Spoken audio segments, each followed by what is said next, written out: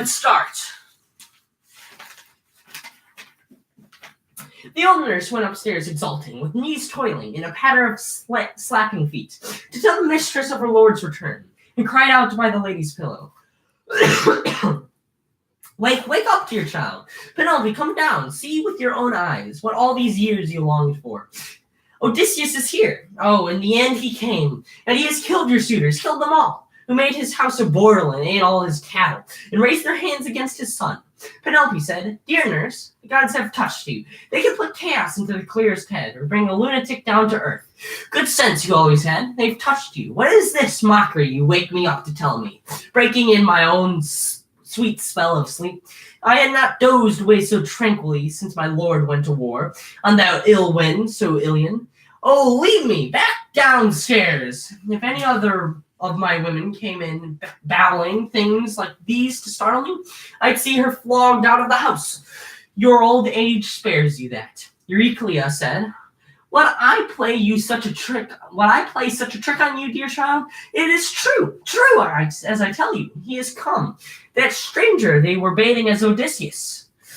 Telemachus knew it days ago. Cool head, never to give his father away, till he paid off those swollen dogs. The lady in her heart's joy now sprang up with sudden dazzling tears and hugged the old one, crying out.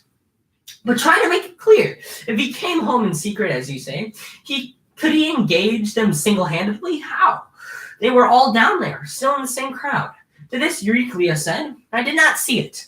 I knew nothing. I only heard the groans of men dying. We sat still in the inner rooms, holding our breath, and marveling, shut in, until Telemachus came to the door and called me, your own dear son, sent this time by his father. So I went out and found Odysseus erect, with then...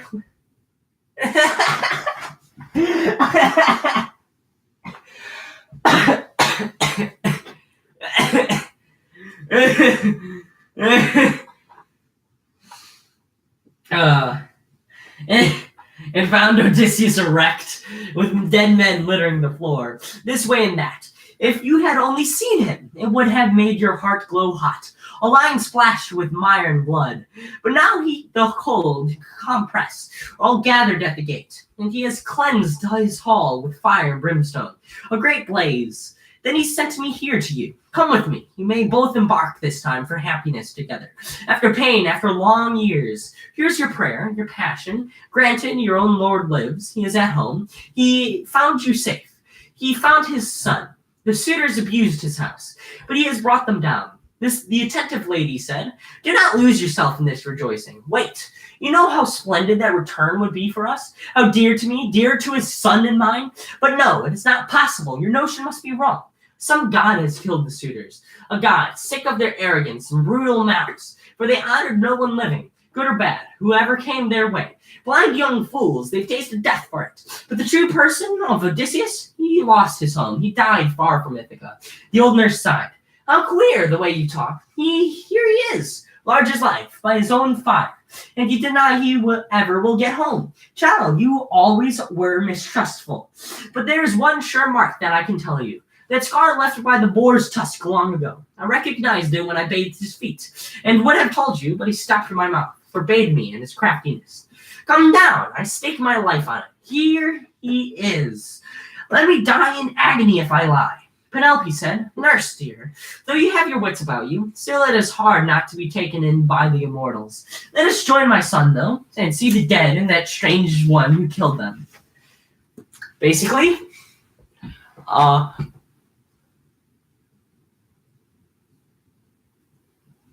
I put in the Odysseus. Oh, that's stupid. All right, sorry. Anyway, this is so far about them telling Penelope, and Penelope's just not buying it. She doesn't believe that Odysseus is back, and that her maids are just lying to her. Anyway.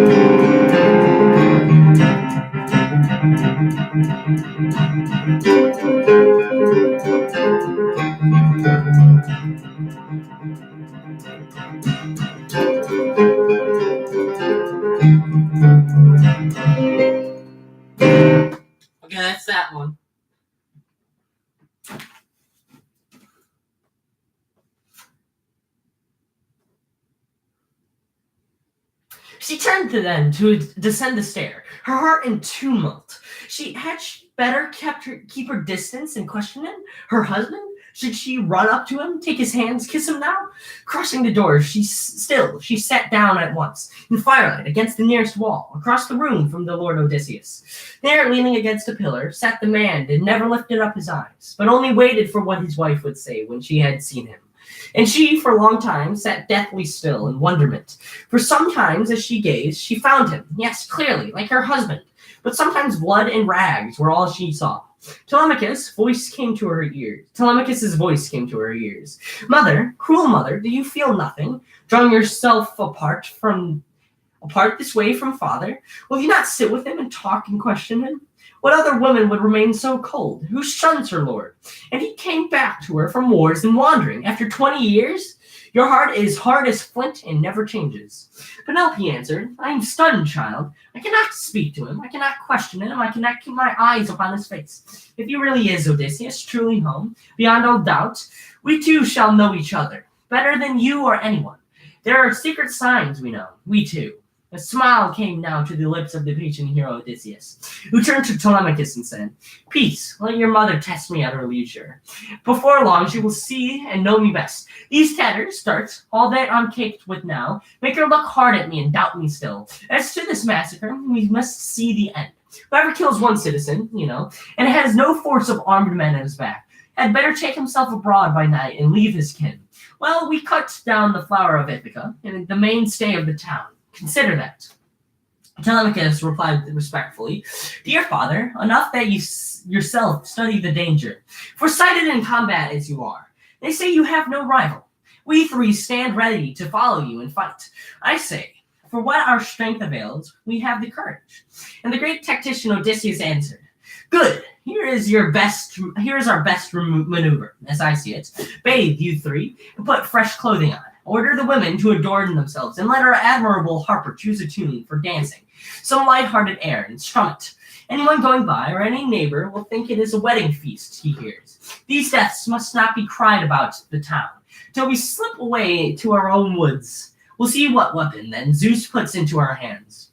They listened attentively, and did his bidding, bathed and dressed afresh, and all the maids adorned themselves. Then Phemius, the harper, took his polished shell and plucked the strings, moving the company to desire for singing, for the sway and beat of dancing, until they made the manor hall resound with gaiety of men and grace of women.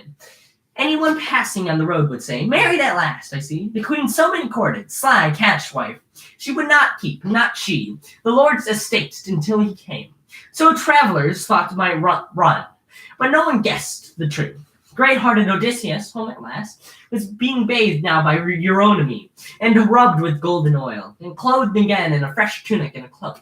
Athena lent him beauty, head to foot. She made him taller and massive, too, with crisping hair and curls like petals of wild hyacinth, but all red golden. Think of gold infused on silver by a craftsman, whose fine art Hephaestus taught him. Or Athena, one whose work moved to delight. Just so she lavished beauty over Odysseus' head and shoulders. He sat then in the same chair by the pillar, facing his silent wife, and said, Strange woman, the immortals of Olympus made you harder than any. Who else in the world would keep aloof, as you do from her husband if you return to her from years of trouble, cast on his own land in the 20th year? Nurse, make up a bed for me to sleep on. Her heart is iron in her rest.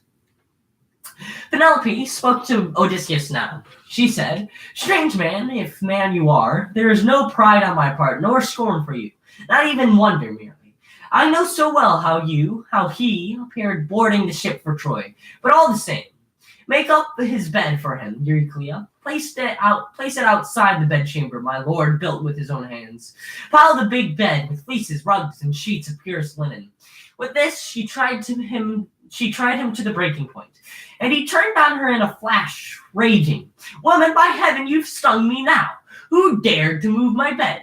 No builder had the skill for that. Unless a god came down to turn the trick, no mortal on his best day could budge you with a crowbar. There is our pact and our pledge, and our secret sign built into the bed, my handiwork, and no one else's. An old trunk of olive grew like a pillar on the building plot. and I laid out our bedroom round that tree, lined up the stone walls, built the wall and roof, gave it a doorway and smooth-fitting doors. Then I lopped off the silvery leaves and branches, hewed and shaped that stump from the roots up into a bedpost, drilled it, let it serve as a model for the rest. I planned them all, and laid them with silver and gold and ivory, and stretched a bed between. Lions, oxhide, thongs, dyed crimson. There's a sign. I know more. I know no more. Could someone else's hand have sawn that trunk and dragged the frame away?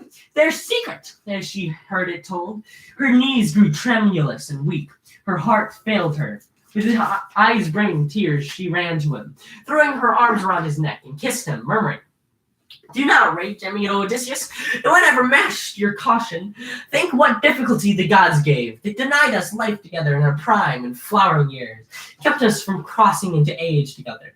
Forgive me, don't be angry. I cannot welcome you with love on sight. I armed myself long ago against the frauds of men, impostors who might come, and all those many whose underhanded always bring evil on. Helen of Argos, daughter of Zeus and Leda, would she have joined the stranger, laying with him, if she had known her destiny, known the Achaeans in arms would bring her back to her own country? Surely a goddess moved her to adultery, her bloody unchilled by war and evil coming. The years, the desolation, ours too. But here and now, what sign could be so clear as this of our own bed? No other man has ever laid eyes on it, only my own slave, Ictaurus, that my father sent me as a gift. She kept her door. You make my stiff heart know that I am yours." Now from his breast into his eyes the ache of longing mounted, and he wept at last for his dear wife, clear and faithful in his arms, longed for, as the sun-warmed earth is longed for by a swimmer spent in a rough water where a ship went down under Poseidon's blows, gale winds and tons of seas. Few men could keep alive during a big surf crawl, clotted with brine on kindly beaches, and joy, knowing the abyss behind. And so she too rejoiced, her gaze upon her husband, her white arms round him pressed as though forever. The rose dawn might have found them weeping still, had not a gray-eyed Athena slowed the night, when night was most profound, and held the dawn under the ocean east. That glossy team, fire-bright and day-bright, the dawn's horses that draw her heavenward for men, Athena stayed at her harnessing. Then said Odysseus, "My dear, we have not won through to the end. One trial, I do not know how long, is left for me to see fulfilled. Tiresias' ghost forewarned me the night I stood upon the shore of death, asking about my friends, homecoming and my own. But now the hour grows late, it is bedtime. Rest will be sweet for us. Let us lie down." To this Penelope replied, "That bed, that rest is yours, whenever desire moves you. Now the kind of power have brought you home at last. But as your thought has dwelt upon it, tell me, what is the trial you face? I must know soon. What does it matter if I learn tonight?" The teller of many stories said, "My strange one, must you again, and even now, urge me to talk?